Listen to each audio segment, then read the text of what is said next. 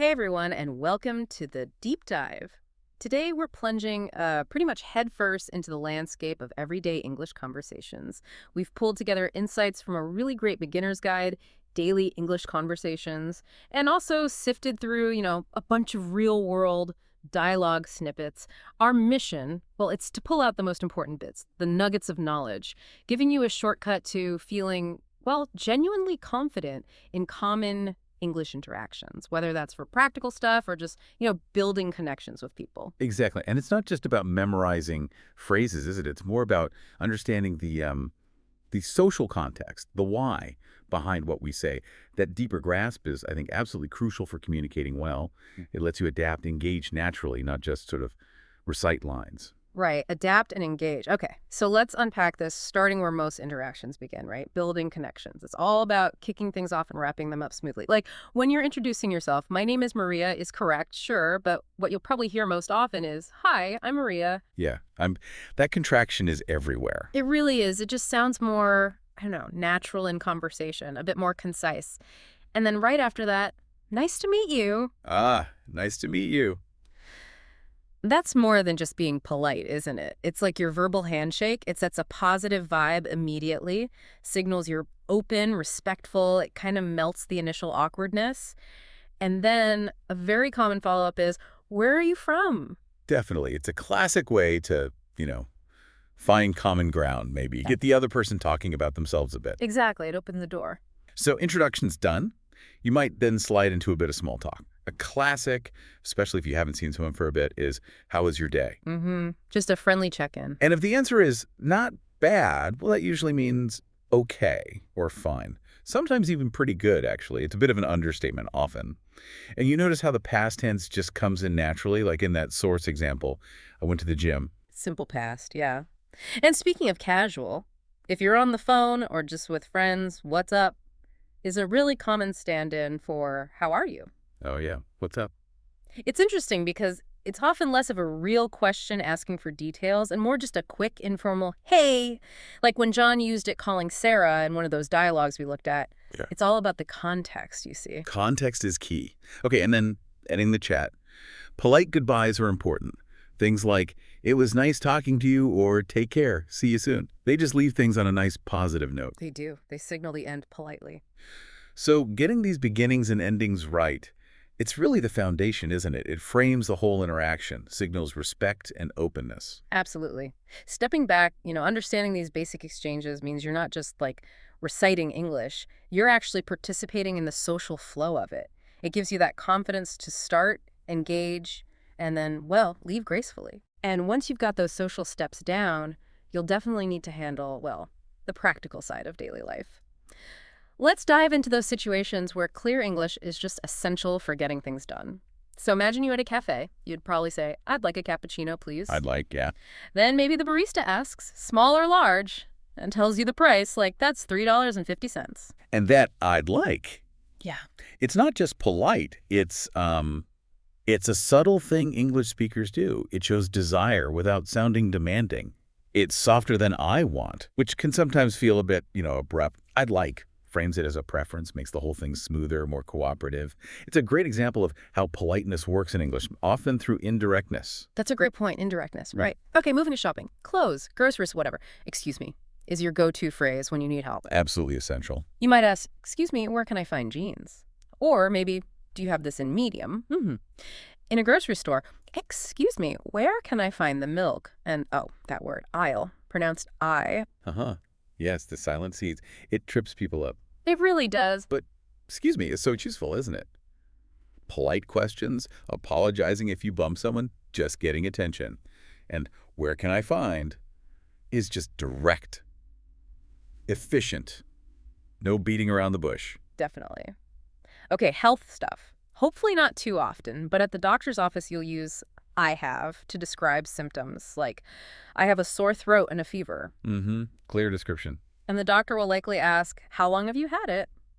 It's interesting how we often just state the symptom, isn't it? I have a headache, I have a stomach ache, rather than trying to self-diagnose. That's true. The focus is on clearly saying what you feel. It lets the professional do the diagnosing. That kind of directness in describing symptoms is really helpful for them. Right. Next, directions. Oh, I remember trying to ask for directions once just using nouns. Train station. Got me nowhere. So, excuse me, how do I get to the train station? That phrase is a lifesaver, and the answer usually involves those key bits: go straight, then turn left, or turn right. How do I get to... Yes, your perfect direct route to getting guidance. Yeah. And the precision matters there, doesn't it? Go straight, turn left. Simple words. But you need that exactness so you don't end up lost. So true. Okay, travel, airport stuff. You'll hear, may I see your passport? Or, are you checking any bags? Oh, that phrase, checking bags, means giving your big suitcases to go in the plane's hold, right? Exactly. Not your carry-on. And at a hotel check-in, you'll confirm your booking. I have a reservation under the name Anna Smith. Then you might ask about breakfast, the gym, checkout time, maybe this 11 a.m. You could even arrange a taxi, say, could I get a taxi for 11:30 for my flight? Or ask about storing bags. And may I see is just that standard polite request form again. Mm. For your passport or your ID, which is just short for identification. Recognizing these standard phrases is key. They're like the gatekeepers for these practical steps. Makes sense. Other daily tasks, like going to the bank. You'd probably say, I'd like to open a bank account. And you'll definitely need your ID and have to fill out a form. Standard procedure.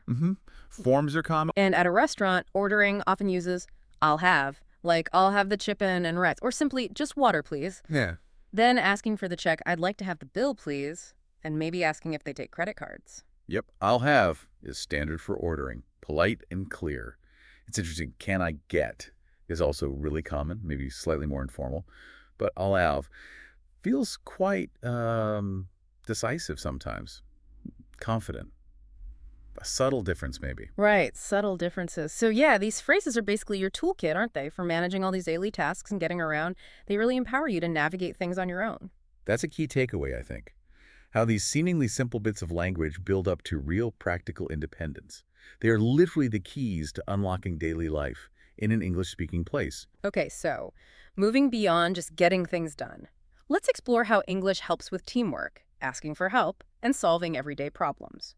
If you need assistance, can you help me, is direct, effective. Then you add what you need. I'm looking for the library. And maybe use words like next to describe where it is. It's next to the cafeteria. Can you help me? It is Here's- polite, it is direct. But it also kind of invites collaboration, doesn't it? It opens the door for someone else to step in and support you. Yeah, it does. Okay. Shifting to study or work situations, politeness is still key, even for something tiny like, can I borrow a pen, please? Just for a quick note. We also saw advice about preparing for meetings, right? Jotting down points, keeping it clear and concise, including a summary, and trying to anticipate questions. Anticipation, yes. Yeah. That's important. And that example with Sarah and Kevin discussing a report, highlighting findings, graphs, analysis, all about clarity. In class, students ask things like, what page are we on? Or about homework, when is the homework due? Or what it involves, like a one-page essay about our favorite hobby. Plus, suggestions like, study together at the library, or meeting at the cafe. What comes through in all these examples is that emphasis on, well, clear and forward-thinking communication in any collaborative setting. Whether it's borrowing a pen or prepping a huge report, knowing how to ask for and give information effectively is just crucial. It's about building that shared understanding to get something done together. And English is vital for sorting out personal life problems too, like household stuff. A broken washing machine might mean using a dry cleaning service. You need to understand the turnaround time, like 24 to 48 hours. It's not just describing the issue, but figuring out the solution steps. Exactly. Language is a tool for finding solutions. Or think about the lost pet scenario, the distress over missing Rusty the dog. Describing him clearly.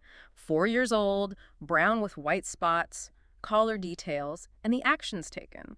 Calling shelters, making flyers. The language there conveys urgency, real emotion. It really does. And those scenarios show how language becomes a tool for managing that distress and coordinating what needs to be done.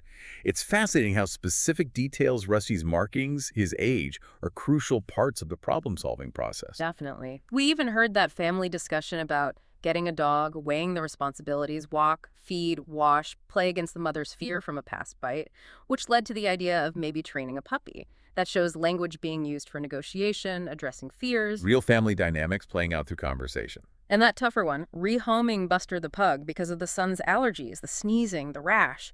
But then the kindness of the neighbor offering to take him, noting he's a good, loyal dog who hardly ever barks.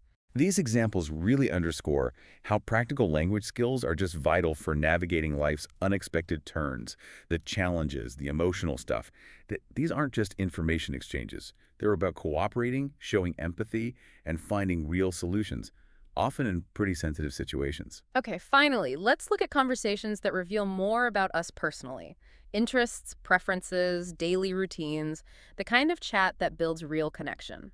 You might ask, what do you like to do in your free time? Classic opener for getting to know someone. Yeah, and answers like, I like reading and playing guitar, or I enjoy cooking and watching movies. And both I like and Great. I enjoy Rip. work perfectly well there for expressing preferences. What's neat is how they let you easily share a little bit about yourself and invite the other person to do the same. Builds rapport. It does. Another common one, especially when meeting new people, maybe networking, is what do you do? Typical answers, I'm a teacher, or I work at a restaurant. It's just an efficient way to learn someone's profession, a standard icebreaker. Very useful, as you say. Gives you a quick snapshot and often leads to more conversation, doesn't it? For sure. And then there's the weather, the universal small talk champion. Phrases like, it's so hot today, or mentioning the actual temperature, wow, 35 degrees, or even looking forward, I can't wait for winter. Yeah, I can't wait. That's a great little phrase. It injects real excitement or anticipation, even if the topic itself is just, well, the weather. Adds a bit of personality. It does. We also get glimpses into personal habits and planning, like discussing sleep, staying up super late until 2 a.m. for homework versus aiming for a healthy 10 p.m. bedtime, or shifting from late night gaming till 1 a.m. to trying for 9 p.m. sleep and a 6 a.m. wake up. Relatable struggles for many people. Totally. And then household chores and allowances. Alan wanting to earn money doing chores, washing clothes, trash, sweeping, mopping, vacuuming to buy his dad a watch. That was quite sweet. And Seema talking with your sister about sharing chores like cleaning the playroom, setting the table, washing dishes for an allowance. Practical negotiations within the family. Exactly. And party planning. Details for his sister's birthday in a garden, thinking about a gift based on her loving pop music, even a dress code suggestion. White and beige. And trip planning, too, wear comfortable clothes for a day trip, school provides breakfast and lunch, little logistical details. These conversations just showcase the incredibly practical side of English, don't they? Managing responsibilities, coordinating social stuff, planning ahead. It really demonstrates how language isn't just for formal occasions, but for all the intricate personal details of just living your life. So as we kind of wrap up this deep dive, it's really clear just how wide-ranging and rich everyday English conversations are. What really struck me looking through all these examples is that real communication, it goes so far beyond just words, doesn't it? It's about getting the context, the intention behind the words, those subtle cultural hints. It's about really connecting. I completely agree. And if you zoom out, connect this to the bigger picture. Mastering these seemingly simple, everyday chats, well, it isn't just about language skill. It's fundamentally about building bridges between people, understanding those nuances, and ultimately navigating the world with, well, more confidence and, I think, more empathy. So here's a thought to leave you with. What's one small, everyday conversation you could start this week? Maybe asking for help, making small talk about the weather, or just introducing yourself. Just one small step to put some of these nuggets into practice.